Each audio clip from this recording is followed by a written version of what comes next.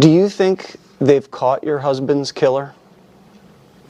You know, they say she's the greatest actor or actress in history for the role and performance being put on, and for how long she's managed to captivate the audience by delivering such a compelling, raw emotion, almost like being fully immersed into the character.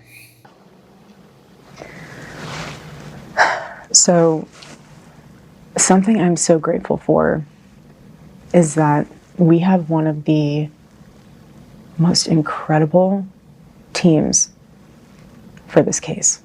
I would never wish it upon anybody to have to go through what we are going through. To have seen the autopsy report, to have seen the different evidence portions that have been collected. I trust our team. And no, folks, I'm not talking about Erica Kirk, who has been the focal point of scrutiny and perhaps even leverage for socials and fiduciary gains by some sick individuals who look to be rewarded with fame and fortune at the expense of someone else's horrible and untimely death, immense pain, or on a grieving family and loss of such an important, impactful, and influential mind and voice for our lifetime. But no, this isn't about a widow, and that being the wife of who had to lay to rest and bury her young husband and father to their children, Charlie Kirk.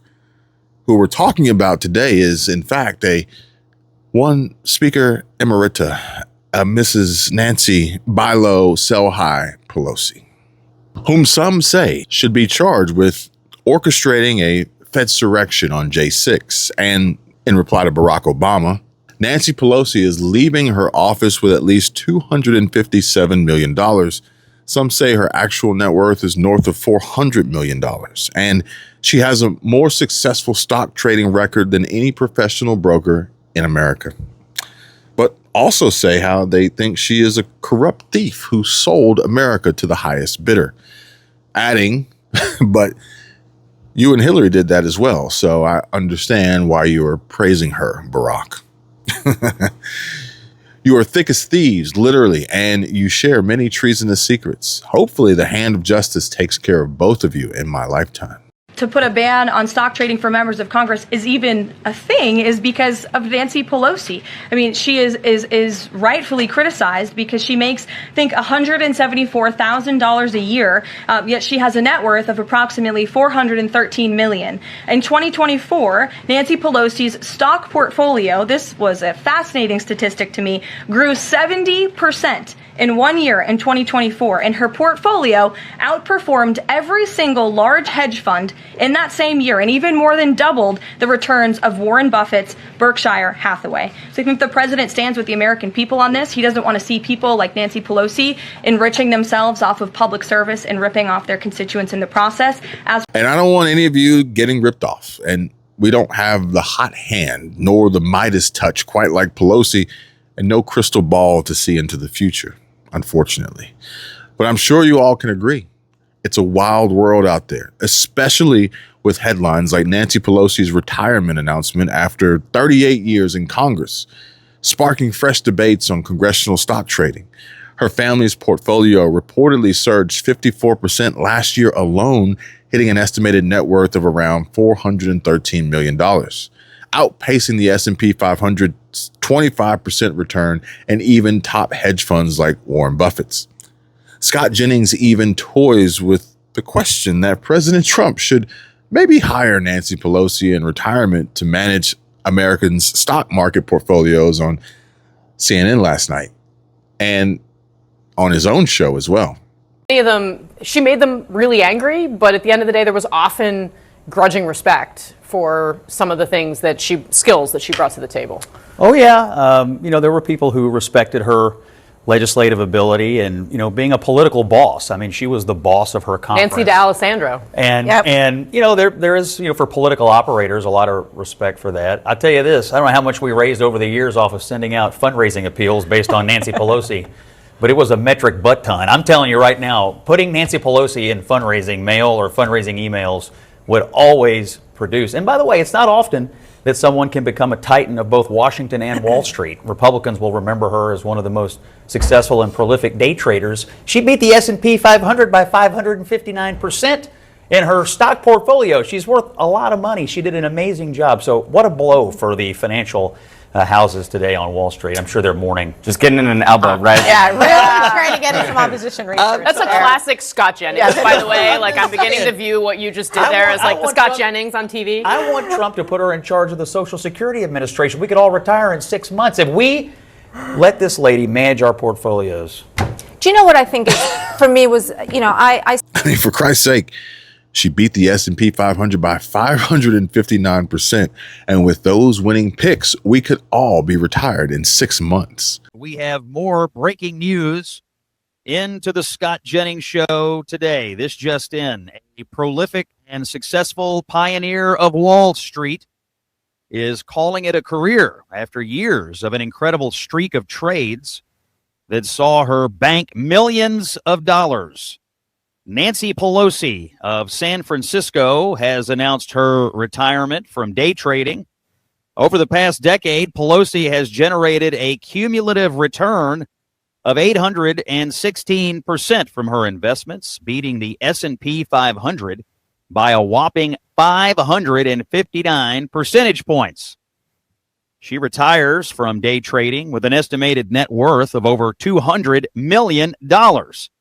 Just an astonishing track record of making money for herself. It's almost like she knew things were going to happen before they did. But whether it was by luck or just by sheer intellect, Nancy Pelosi will go down as a true legend of Wall Street after her storied career. He even goes as far as pleading with the Democrats in Congress, or Senate rather, more specifically, to stop holding the American people hostage and reopen the government. Because he says he has to go to San Francisco, then on to Chicago, then on to Greensboro, then Louisville, and then finally he has to go to New York. And begs and pleads, please, for the love of God, open the government. Jokingly saying how he doesn't mean to make this all about himself, but asks, do we really want America's favorite pundit stranded out there in the middle of the country? And the short answer is, I don't think so. Scott, how many flights are you taking in the next few days, and are you going to actually get on any of them? I'm literally sitting here having a complete meltdown. I have to leave. I have to go to San Francisco, then I have to go to Chicago, then I have to go to Greensboro, then I have to go to Louisville, then I have to go to New York. Please, for the love of God, open the government.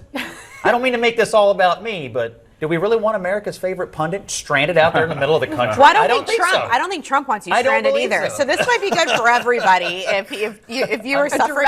Please. Yeah, a direct to camera. President Donald Trump I think might the help Senate, you. I think the Senate is gonna. I think they're gonna vote on Friday.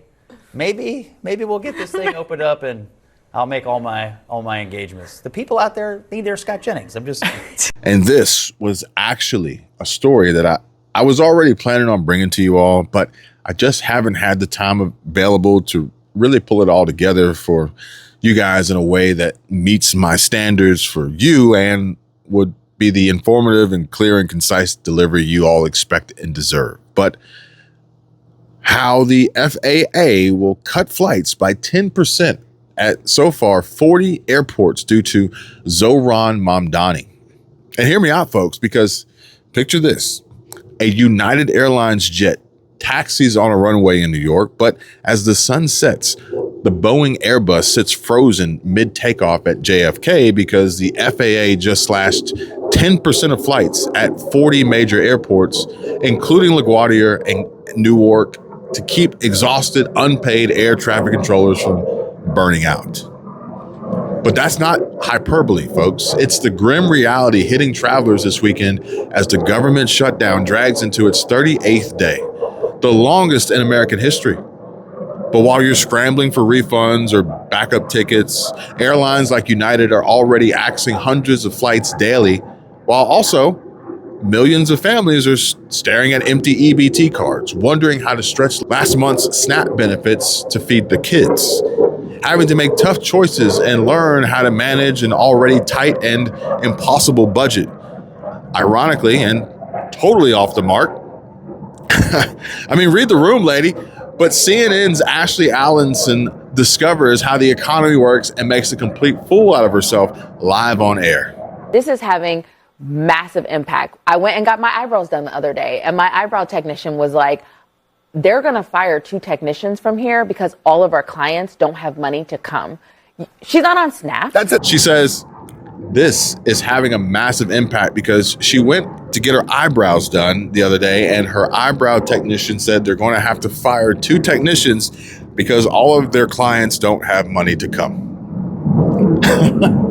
Funny. I just find it funny how their clients don't have money for food, but have money to get their eyebrows done. Priorities much, or better yet, perspective. We have to remain liquid. We can't give everything away based on a number. Here's an example. When I was president, the number that you're talking about was a tiny fraction of what it is now. Biden went totally crazy, gave it to anybody that would ask, gave it to people that were able-bodied, had no problem.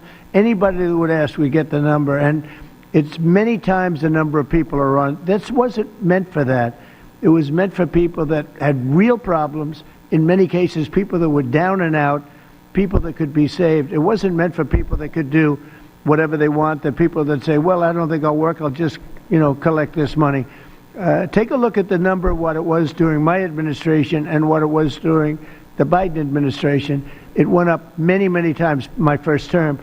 I only speak truth and facts here, ladies and gentlemen, but nevertheless, November payments for EBT for SNAP delayed, slashed to 50% or vanishing altogether in states like New York, thanks to the USDA's funding freeze. Now, granted, I did see this post from Gunther Eagleman where he says Zohran Mamdani says all food in grocery stores will be free, but not holding my breath for that one, folks. I can only imagine the backlash and what would happen as a result if that were to actually come to fruition.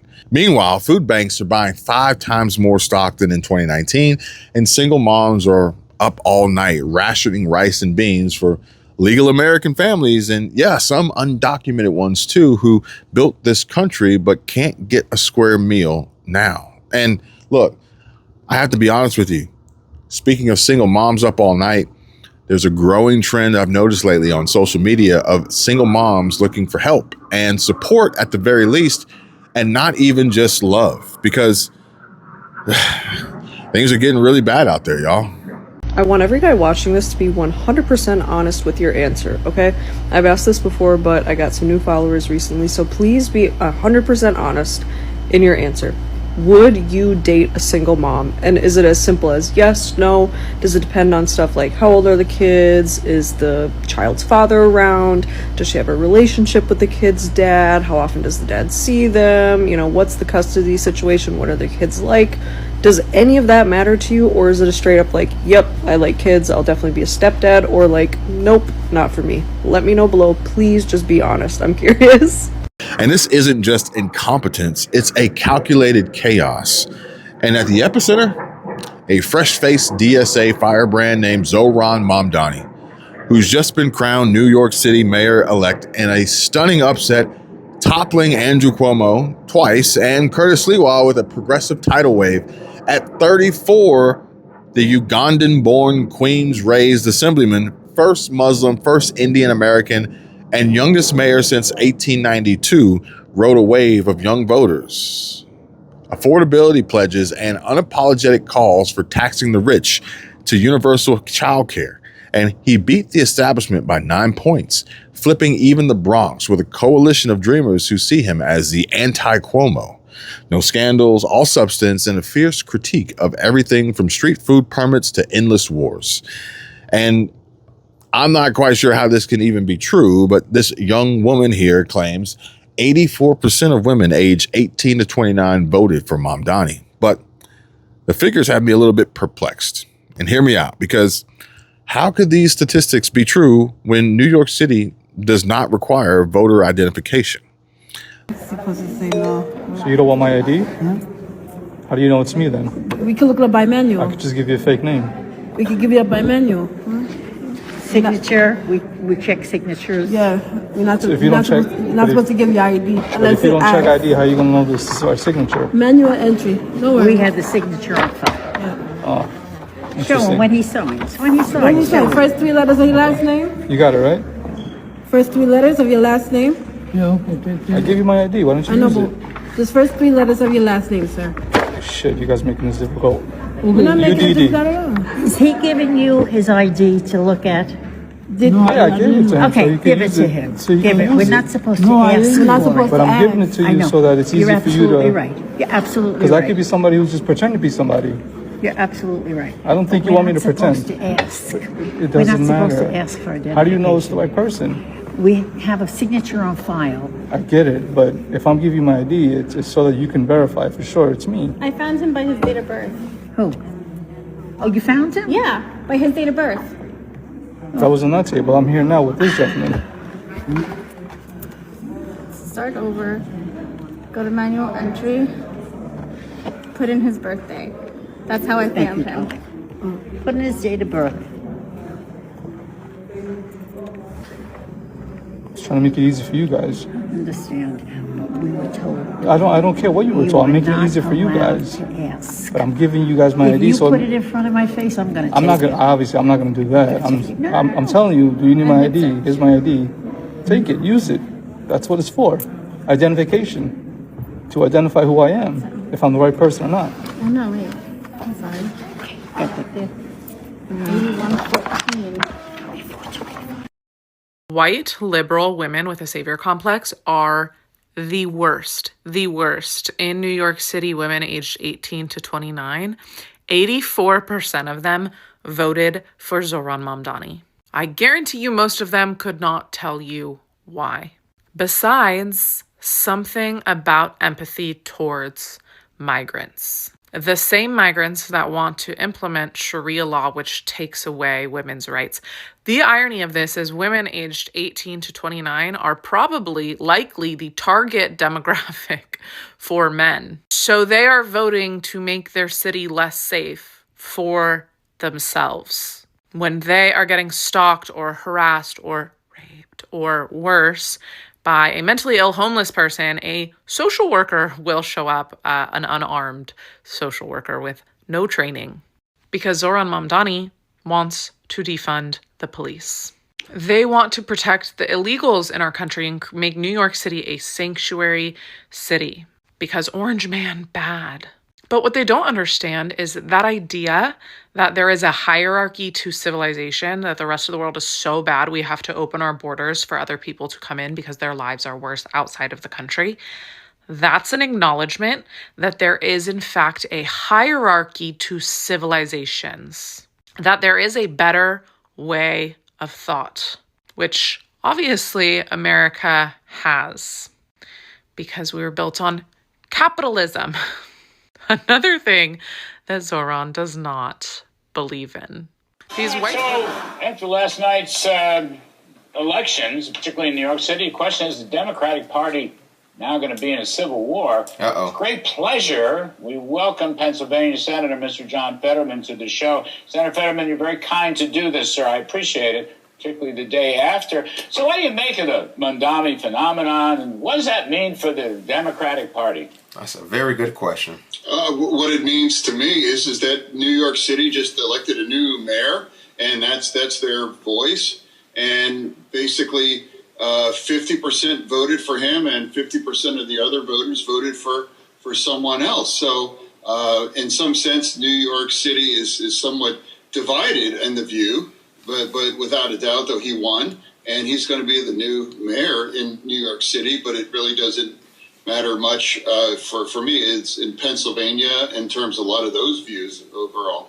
So I was just thinking, okay, he won, he got his 50%, that's true. Inside the Democratic Party, he's got a lot of people, Senator Sanders endorsed him, Senator Warren endorsed him. You yourself have been involved in the, I'll call it the shutdown fight. Think about who didn't endorse him, who's in the Democrat Party. Because they know.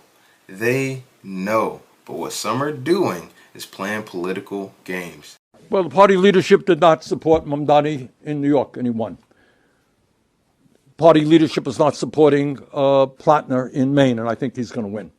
So I think it is, I think there is a growing understanding that leadership and defending the status quo and the inequalities that exist in America is not where the American people are. Voting in favor of the CR and ending the shutdown, but it's a battle against progressives and so forth and so on.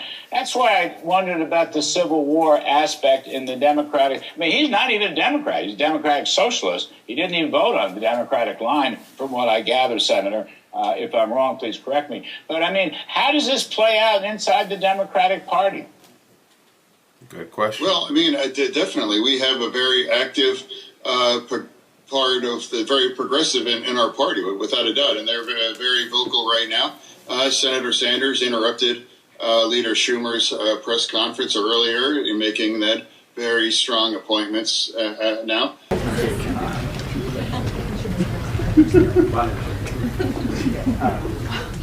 That's a good sign.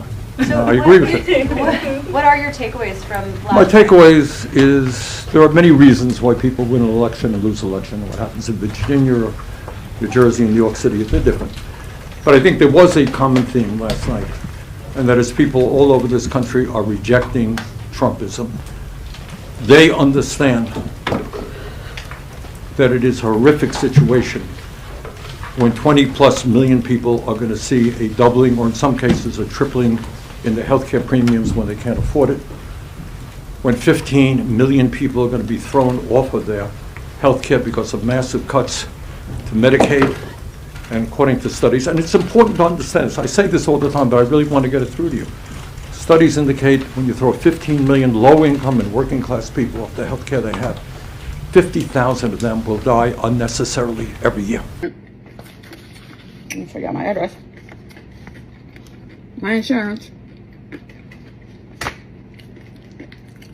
But just opening my mail for my insurance that is renewing for 2026. Right now, I pay $122 per month for health insurance. Beginning January 1st, 2026, your monthly premium will be,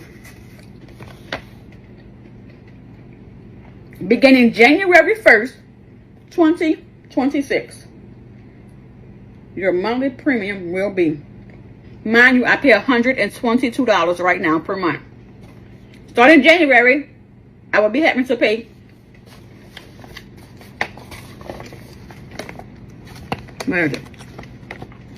you see that?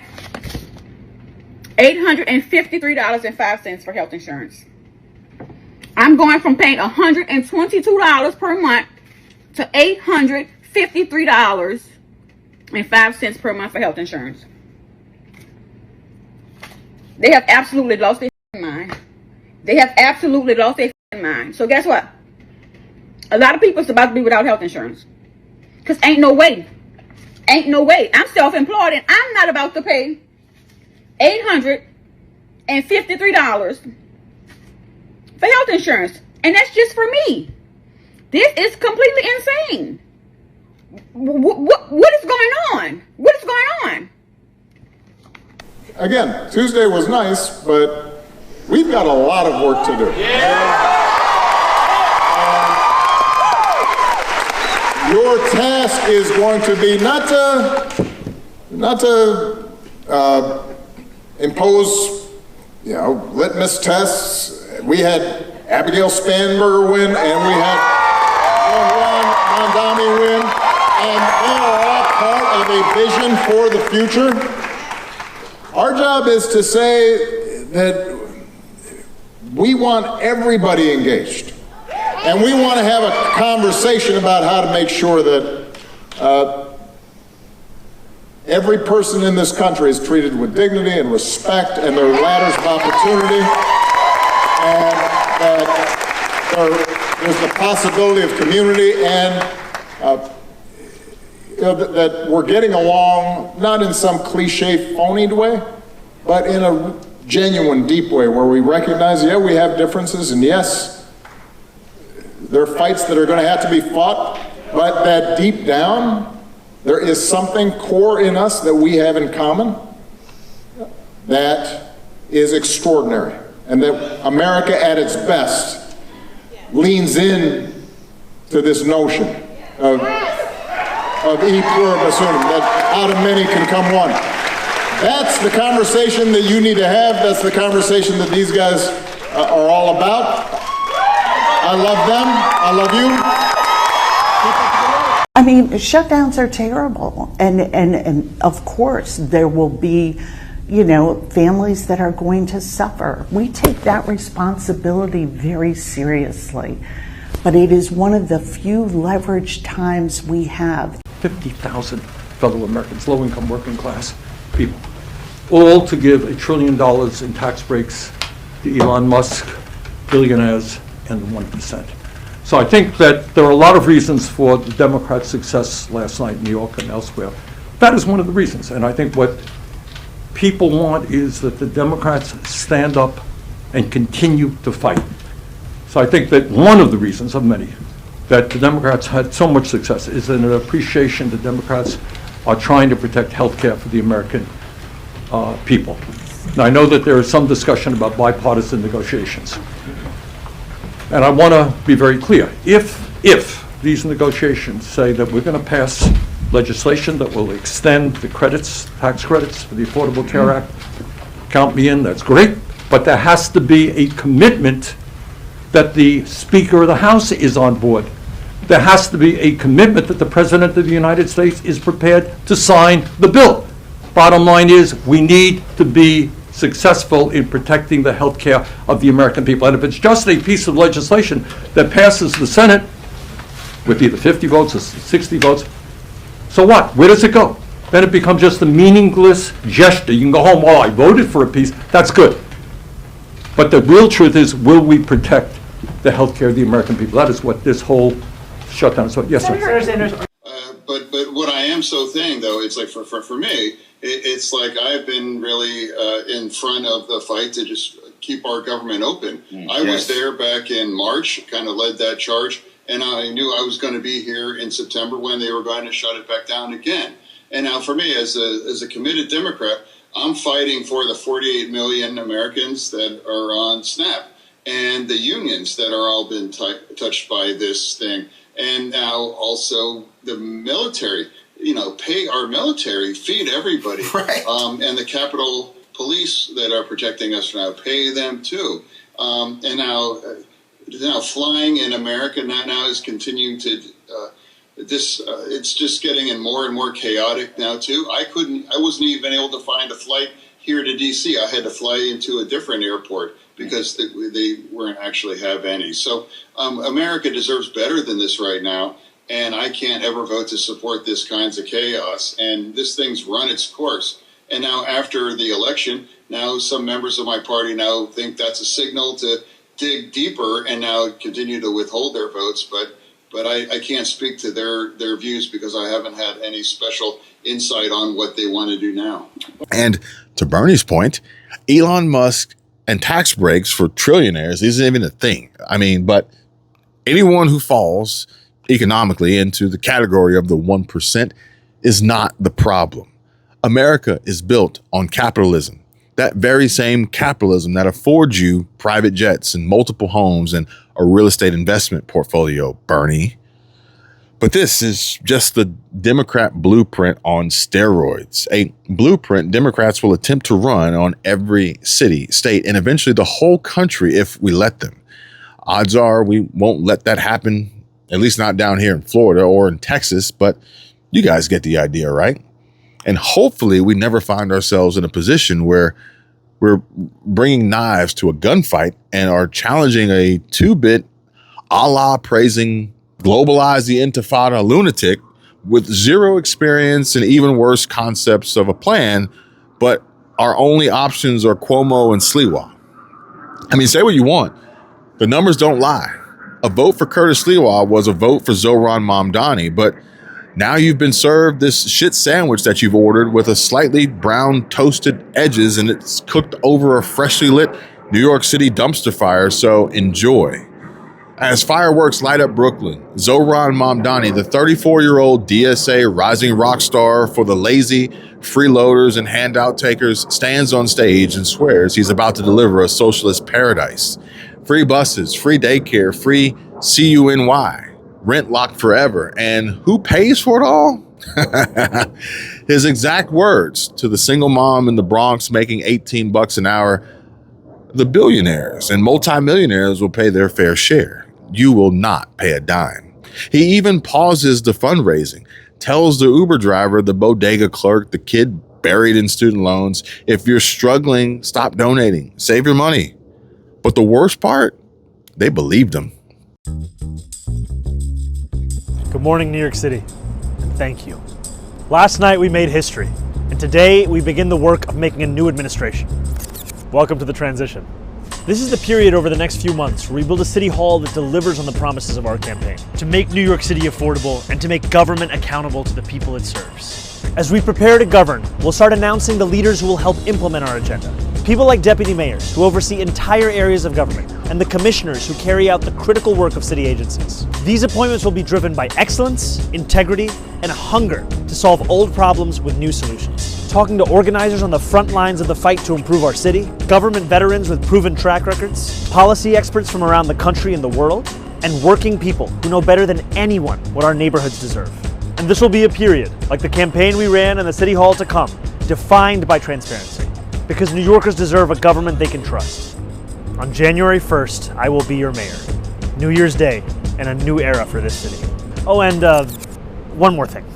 Oh, and last minute, right before the votes were cast, and odds are no one caught this, those same bodega clerks that he just baited and switched, totally kneecapping them with this jewel here. Sources of revenue for bodegas in New York City are cigarettes and lotto. That we have no interest in selling any of that at a city-run grocery store whose entire purpose is to deliver affordable groceries. And I think this is the thing you'll see, especially in the last days of an election. The desperation increases. But fear not. And in some twisted reality, there's no other way to put it, these fools, they carried him to City Hall on that promise. Cut to 24 hours later, November 6, 10:13 p.m. roughly. Same guy, victory grin still plastered on his face, as he takes to the stage and screams at President Trump, drops the mask, probably like he dropped trow at that gay bar the night before. And if we're being honest, he does look like the type. I'm just saying. I'm just being honest here, folks, if you know what I mean. But he says, remember, when I told you to stop sending money? Well, you can start again. Donate at transition2025.com. We need staff, research, offices. The transition will be built by the people who believe in the movement. Oh, and one more thing. Remember how I told you a few months ago to stop sending us money? You can start again. This transition requires staff, research, and an infrastructure that can meet this moment.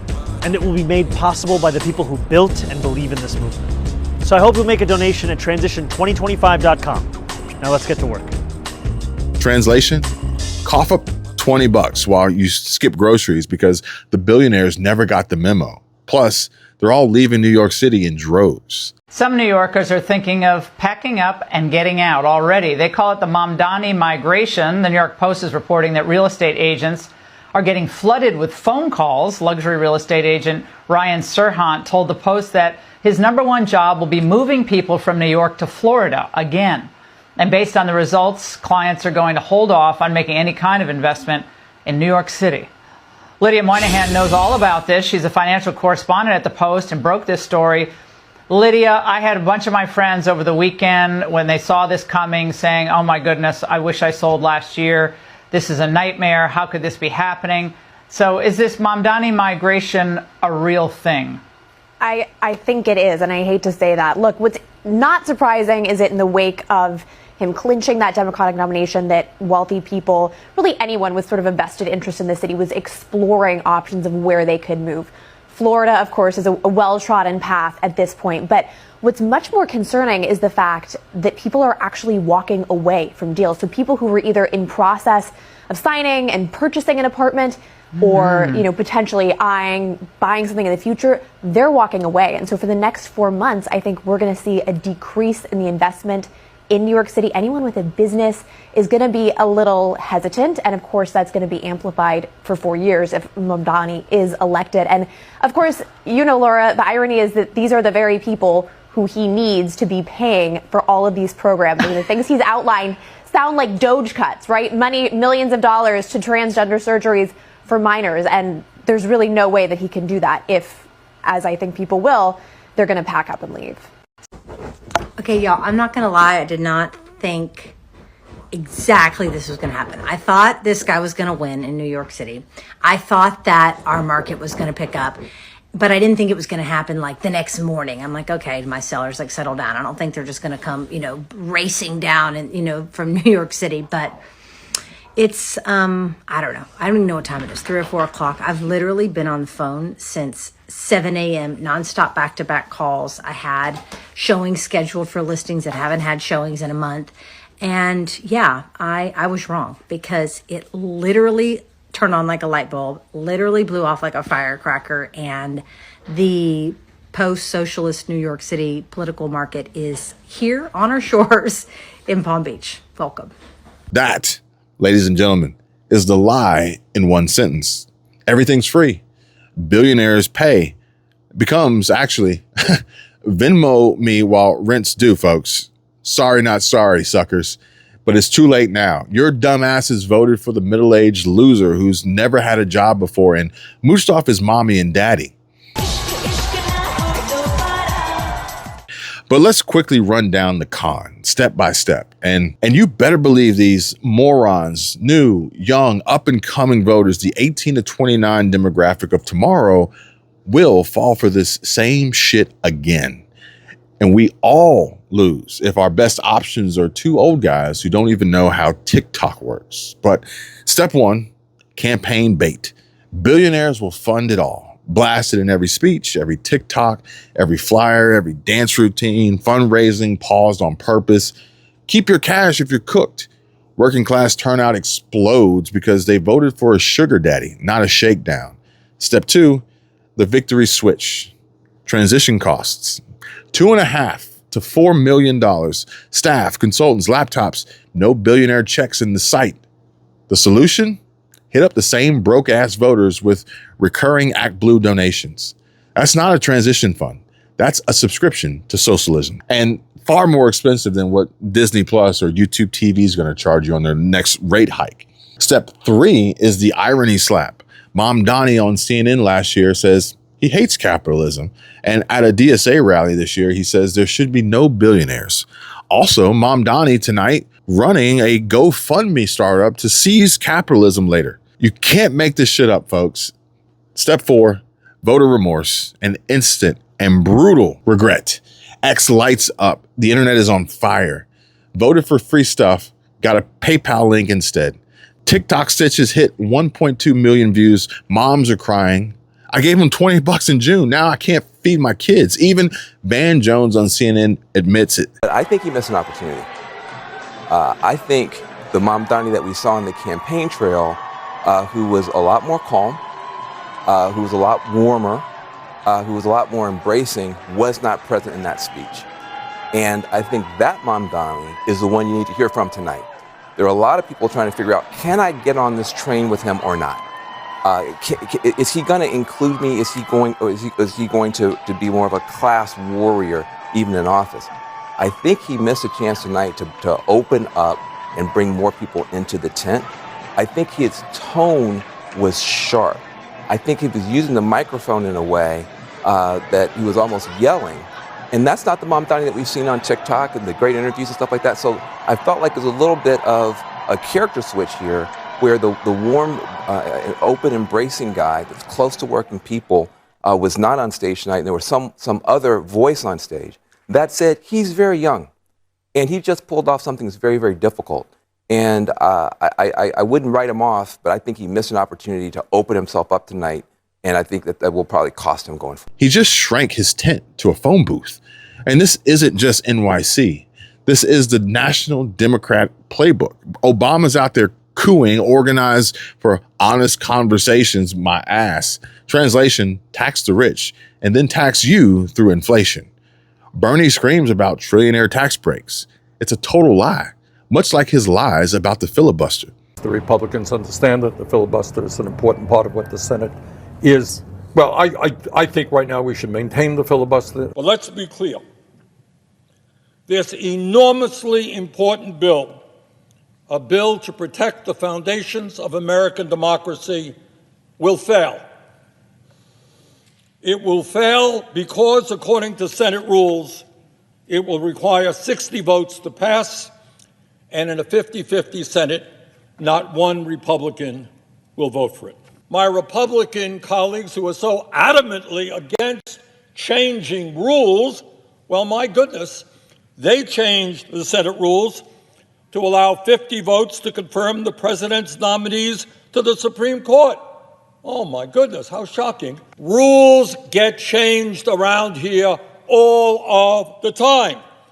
And maybe, just maybe, we might want to change the rules in order to save American democracy. Elon breaks our R&D credits, folks, and any startup claims.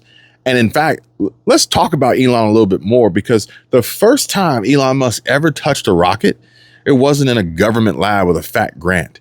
It was in a dusty warehouse in Hawthorne, California in 2002, surrounded by a skeleton crew of engineers who'd quit cushy jobs at Boeing and Lockheed because they believed a crazy South African could land a Falcon on a drone ship. And for the crackhead losers and supposed hot girls for Zoran who voted for this New York City nightmare, yelling, chanting, "Elon, go back to Africa." Well, you might want to grab an atlas and see if you can pinpoint, locate, see if you can find Uganda on the map. Elon, no one handed him free anything. These billionaires and trillionaires, as Bernie claims, maxed credit cards, slept on couches, and ate ramen while the dot-com bubble still stank of failure. Musk had just sold PayPal for $180 million, his own money, earned by writing code at 3 a.m. in a freezing office. He could have easily bought islands, and instead, he bet it all on reusable rockets because the alternative was watching NASA's budget bloat while space stayed a museum. Or worse, astronauts were left stranded. Fast forward 23 years, and after having slept on the floor at Tesla and Twitter, formerly known as, all done in a bootstrapped grassroots entrepreneurial hustle to improve and make things better for everybody, now SpaceX has launched more tonnage to orbit than every nation on Earth combined. Starlink beams internet to hurricane-ravaged towns the government forgot. Tesla's gigafactories hum in Nevada and Shanghai, employing tens of thousands who punch in and not punch a clock for handouts. And every dime of it traces back to one immutable truth. No one builds the future when the state promises to clip your wings and mail the feathers to someone else. That's the story America somehow forgot between Alexander Hamilton's duel and Mamdani's victory speech. I mean, come on, folks. It was a freaking sold-out Broadway hit. Alexander Hamilton. My name is Alexander Hamilton.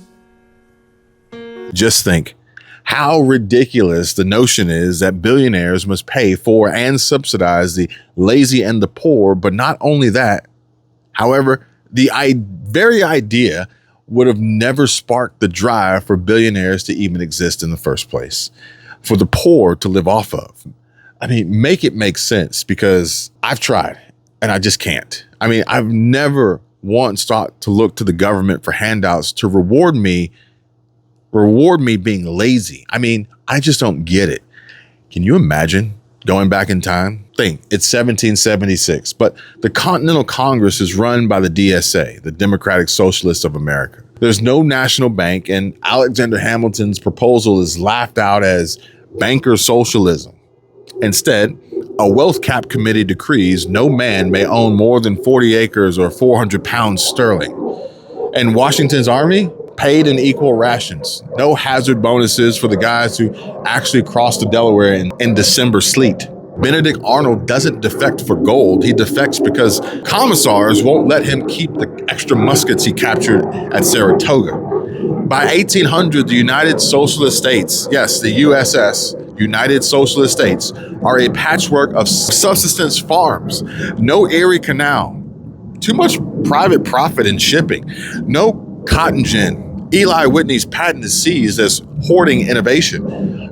Britain blockades the coast. France laughs, and the Louisiana Purchase never happens because the treasuries broke from free communal granaries that rats emptied faster than farmers filled. And yeah, no railroads either, folks. No telegraphs, no light bulb, because Thomas Edison's 1093rd filament failure would have bankrupted the People's Light Collective after the third try.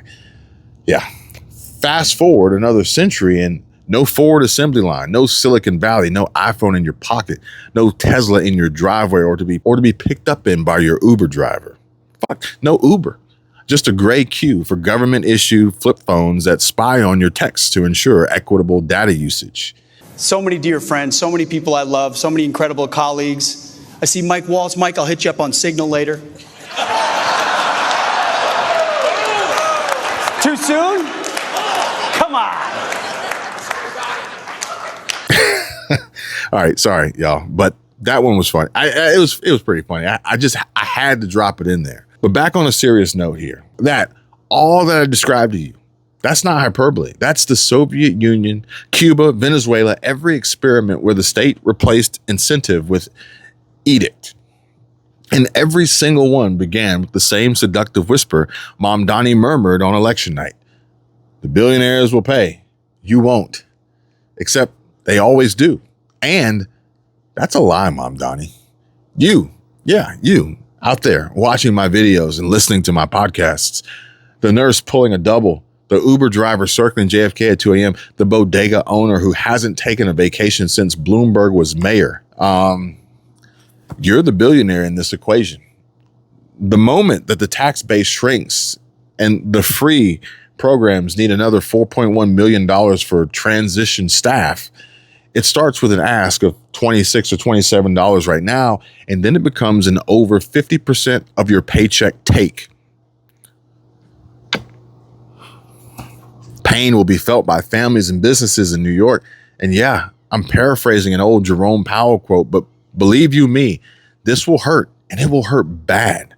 Like a blast from a bomb strapped to the new mayor's chest the moment his beeper goes off and it detonates and explodes. Boom. Ask the question. If you made $1.5 million, Adam, you can't participate in this for a second. Just hear me out. Okay. If you made $1.5 million, I'm going to ask Vinny. In New York City, if you made $1.5 million, how much do you think you keep? From $1.5 million? Yeah. We have a progressive tax, so just kind of think about what do you think it would be that you take home? Take home? Net take-home pay. 35 to 40%? No. That's going to be it's going to be more than that. But what do you just give me the dollar amount? What do you think that you take home? Out of that? $1.5 million. Tom, what do you think you take home? 1.1. You're going to be somewhere around $700,000. Okay, watch this clip. Go ahead, Rob. $24. Mom Donnie wants to take $9 billion of it out. Do you all remember when Grant Cardone said if you don't make over $400K a year that you're a loser? Well, he was right. But not in the way most people took it offensively. But if you want to talk money and if you want to talk finance and building wealth, then contact me privately. But no more than 24 hours after victory for mayor-elect and an absolute defeat for the Big Apple, the soon-to-be transition new mayor who told you to stop donating because you were all cooked slid a PayPal link across the table. Right at the bottom of the screen. It's like a little ticker down there. And that's not governance. That's a Kickstarter for a utopia that can't fund its own trailer. That's the Democrats lying to you as per the usual. Does the term Operation Northwoods ring any bells? But are you ready? Ready for the punchline nobody says out loud? Besides the fact that Zoran is a pathological liar. According to Sean McGuire's post here, Zoran, he created a Students for Justice in Palestine chapter in 2013. He has extremely strong opinions about the future of Hamas in Israel. He's lying here, and his deflection here is because he supports Hamas. Wake up, NYC. Well, now it's too late. You done f***ed around, and now you have to find out. If socialism worked, billionaires wouldn't need to exist because no one would build anything worth $1 billion. Like Elon Musk wouldn't have bet his PayPal fortune on rockets if the state promised to cap him at $999 million and mail the rest to a Ministry of Space Equity. Bezos wouldn't have bootstrapped Amazon from a Seattle garage if algorithms decided his warehouse quotas. Oprah wouldn't have risen from Mississippi poverty if a wealth cap board confiscated her first million for community media funds. The drive to become a billionaire isn't greed. It's the ultimate act of faith in a system that says, build something insane and the world will pay you insanely. Remove that signal and you don't get equality. You get North Korea, where the only billionaire is the dictator. Oh, and might I add, because I don't want to create a bias here or leave anyone notable out, but just think about how Nancy Pelosi wouldn't have turned a $200,000 book advance into a $400 million net worth if insider trading tips were rerouted to a congressional fairness fund. Nor would Pelosi have crushed the S&P 500 with her husband's perfectly timed trades if the SEC's algorithm capped her portfolio at public servant median and auto-donated the gains to a ministry of stock equity. All of these I'm making up. They don't exist. But under a socialist-based country, they would have. I mean, you see what I mean here? Do you catch my drift? I mean, if you do, just drop a 1 in the chat, in the comments. However, billionaires don't owe the lazy. The lazy owe the billionaires a thank you. A thank you note, perhaps, for the civilization that they're too busy doom scrolling and complaining about to build. America wasn't founded on from each according to his tax bracket. It was founded on give me liberty or give me death. Liberty includes the right to fail spectacularly and the right to succeed obscenely. Take that away and you don't get justice. You get caves. You get mediocrity. And you get caves, and caves don't launch rockets. Keep the forge hot, New York. The next 4 years, at least, are going to be very, very hard and very tough for all of you. If you can survive it, you'll be better for it. But I hate it for you because your mayor's donation link is proof. Even socialists need capitalists to pay the light bill and buy groceries for them. AOC and the squad want to nationalize energy, groceries, transit, cap your income, and call it democratic control, which means bureaucrats decide if your business lives or dies. I mean, if you thought the jab was bad, you've effectively handed over your life to the government, and if they don't feed you, they will decide on whether or not you starve. Imagine rebooting America on the DSA plan tomorrow morning. How fucking crazy that would be. Day 1, innovation capped. Build a Tesla? Shit. Government seizes it for equity. Jobs vanish. I mean, why hire when profit is theft in their eyes? Lines for bread, gas, diapers, childcare. Venezuela cosplay on the Hudson River. You end up equal in poverty, begging the state for the money that they've already taken from you. There's nothing left. They took it already. Alexander Hamilton, immigrant, orphan, war hero, built the bank that launched American wealth. He'd spit on DSA wealth caps. His America rewarded the guy working 80 hours to build something that lasts. Meanwhile, on the flip side, their America punishes him to buy votes. Yeah, but here's the real gut punch, ladies and gentlemen. The irony so thick you could choke on it. And so while Mamdani's victory parade kicks off in Brooklyn, the shutdown that he and his DSA squad arguably fueled is starving the very working class New Yorkers he swore to uplift. Accusations are flying around that Chuck Schumer and the Dems intentionally prolonged this mess, now eclipsing the 2018-2019 record deliberately to shield Mamdani's flank during the election. But why? Polls show that the public pins 39% of the blame on Trump and the GOP versus 30% on Democrats, giving Schumer's caucus breathing room to stonewall short-term funding bills until after November 4. Democrats dug in on extending ACA subsidies, refusing to budge without GOP concessions, even as essential workers, TSA screeners, controllers, USDA clerks clock in unpaid and watch their loans stall, their kids go hungry. Now, mind you, a federal judge has ordered the Trump administration to make full payments for SNAP for November, but the idea, the judgment, the ruling itself is asinine. Because sure, this could be a court win for now, but December's a disaster. And just a quick heads up, folks, and if you or anyone you know is affected by the SNAP shutdown mess, federal Judge McConnell just ordered the Trump administration to cough up full November benefits, roughly $8.5 to $9 billion by tomorrow, using every last reserve and raiding other USDA pots. That is a lifeline granted for 42 million, including 16 some odd million kids. Some illegals with social security numbers given to them by Biden and Kamala, but the judges say no more partial BS. But here's the reality, which I find myself questioning if the Democrats live in a different world or know something that I don't. But this burns the one-time emergency fund dry. If the shutdown drags on, which is likely to for a whole slew of reasons, but December's screwed at that point, because then there would be zero reserves, no new cash, benefits slashed to zilch and or delayed even further. So buckle up. The Dems are forcing a hunger crisis incoming. Time to pressure Congress. End this now. And let me know if you need me to give you Chuck Schumer's phone number again if you don't still have it. Give him a ring. Let him know what you think. Schumer himself crowed post-election, and he says Americans realize Republicans are responsible. What a shameless milestone. Yet whispers in the GOP circles and even some moderate Dems paint it as a Schumer shutdown engineered to boost the progressive base and Mamdani's star just in time for his win.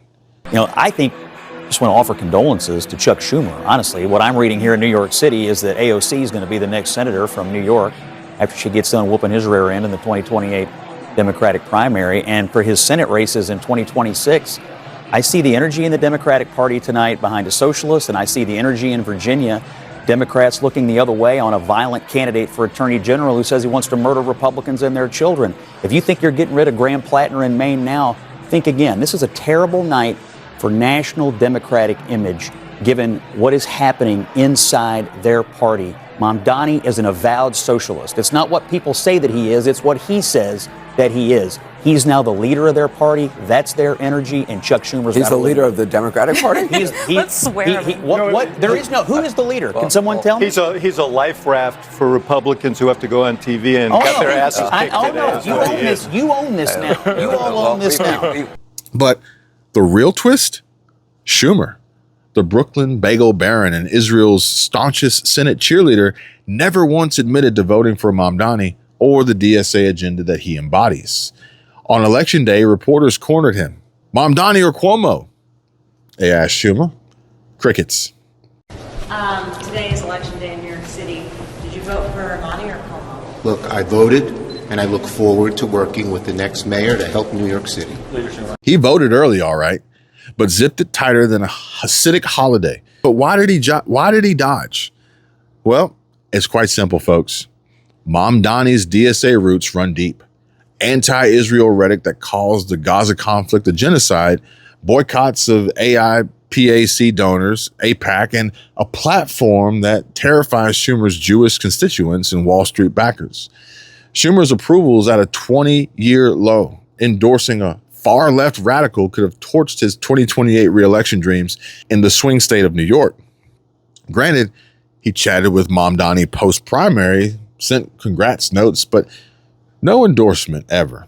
Even Hakeem Jeffries waited till October to jump in. Crazy enough, even President Trump said he'd still help New York. And now let's see how a communist does in New York. We're going to see how that works out. And we'll help him. We'll help him. We want New York to be successful. We'll help him a little bit, maybe. But we circle back to the question that remains unanswered, or at least for now. And so if not Schumer, who's pulling the strings to keep this shutdown circus spinning for Mamdani's sake? Well, where there's smoke, there's fire. The Senate Democratic leader, Chuck Schumer, did not endorse in this race. He did not endorse Mamdani and wouldn't say how he voted. What's your response to that? Well, what I think is so impressive about what Zohran Mamdani accomplished tonight, as well as the entire movement of New Yorkers that came out to vote for him, is that he had to not just defeat a Republican, he had to defeat a Republican and the old guard of the Democratic Party at the same time. He was fighting a war on two fronts and not just one.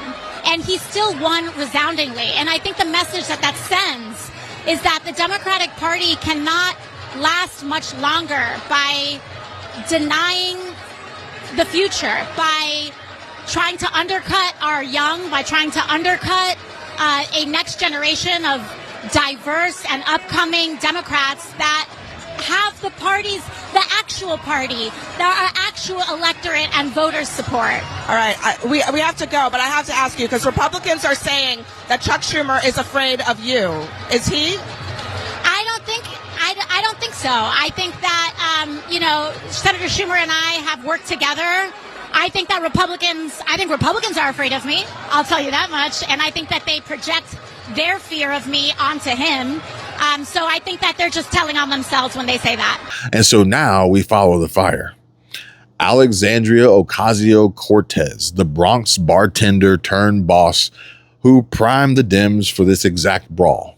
AOC's been the shutdown's hype woman, rallying the caucus with Bernie Sanders in Las Vegas, rants against caving to Trump, priming them to hold the line on ACA and beyond. She tongue-lashed Schumer publicly for past betrayals, mobilized her 13 million follower army against GOP slush funds, and united progressives in a tremendously united front that turned the shutdown into electoral rocket fuel. The radical left boogeyman, or boogie woman rather, but insiders whisper she's the shadow conductor pushing Schumer to own the shutdown for the greater good of democratic socialist dreams, even if it means empty fridges in her own district of Queens. So, yeah, sorry, QB. Post-win, AOC's gushing about Mamdani as the future while Schumer plays coy uncle. The irony? A shutdown meant to protect healthcare, so they say, is gutting food security for 42 million SNAP users, disproportionately Black, Hispanic, and immigrant families Mamdani was supposed to champion while propping up his ascent. AOC wants to sleep with Zohran, but he's strictly dickly, and she doesn't have quite the right equipment for the gay bar, club scene, late night hopper. Schumer, the Israel hawk who won't touch DSA with a 39.5-foot pole, gets painted as the villain for a fight he helped start. And AOC? She's the queen maker, turning national pain into progressive power. As flights ground and pantries empty, one truth remains. In DC's Game of Thrones, the real losers are the families at 30,000 feet below, watching the elites duke it out over their futures from their private jets, of course. Wake up, America. This isn't governance. It's a heist. New York, demand the keys back. And don't take your eye off the ball either, because that's exactly what they want you to do. Hey, did you see that old man faint and pass out in the Oval Office yesterday? And RFK seemingly dip out the back door while President Trump was supposedly taking a nap? This isn't an AI deep fake or cheap fakes, but more distractions and misdirection by the dirty Dems. Sure, a lot went down yesterday, but there's always three sides to every story. Meanwhile, one of the most prolific and successful pioneers of Wall Street is calling it a career, calling it quits after years of an unprecedented streak of perfectly timed trades. Nancy Pelosi of San Francisco is finally hanging it up and entering into retirement after making an absolute fortune during her stretch and tenure. Platforms like Quiver Quantitative have long highlighted her gains, fueling bipartisan calls for reforms like the Ethics Act to ban lawmakers from trading individual stocks, something Trump championed on the campaign trail. Critics, including voices in a recent White House press briefing clip from Caroline Leavitt, are pushing for pre-retirement insider trading probes against, folks like Pelosi, which echoes years of unproven allegations. Pam Bondi, where you at? There's no crystal ball needed to see why trust in the system feels shaky. But here's the real talk. We, regular folks, don't have that Midas touch or insider edge. The best we can do? Protect what we've got, starting with something as crucial as Medicare. With annual enrollment period, or AEP, wrapping up soon, December 7th, January 1, 2026 brings a wave of plan changes, new coverage options, and potential cost shifts. So don't get caught off guard and left without the protection that you need. That's where free help and fantastic advice comes in. No sales pressure, just straightforward assistance. Our friends at Chapter and today's video sponsors specialize in Medicare guidance for folks 65 and up or those with disabilities. Their team of licensed caring advisors can walk you through plan comparisons of original Medicare versus Medicare Advantage, Part D drug coverage, and Medigap supplements. Cost savings and spotting lower premiums, out-of-pocket caps, or extra benefits like dental and vision. Eligibility checks, ensuring you're enrolled right, avoiding penalties, and maximizing Social Security ties. And personalized picks based on your health needs, your budget, and location, tailored to, and yes, this is not a one-size-fits-all, folks, and so much more. Chapter's been a go-to for independent Medicare advice, earning top marks from users for their no BS approach. Go ahead and check reviews on sites like Trustpilot and read comments from my subscribers. Barbara Wilson says, "Thanks, Kevin and Michelle, for your daily reminders. I saved over $1,200 and Preston from Chapter was great. It's all confidential and they handle the legwork so you don't have to. Now's the time if you're ready to lock in peace of mind before the deadline hits. Call Chapter today at 270-467-2426. That's 270-467-2426. Lines are open, staff is standing by, and it's 100% free. Spots fill up fast during AEP, so don't wait. Your future self and wallet will thank you. In a world where the big players seem to always win, let's focus on the wins we can control. And thank you. Thank you all for taking control and doing what's best. Stay safe out there, folks, and God bless.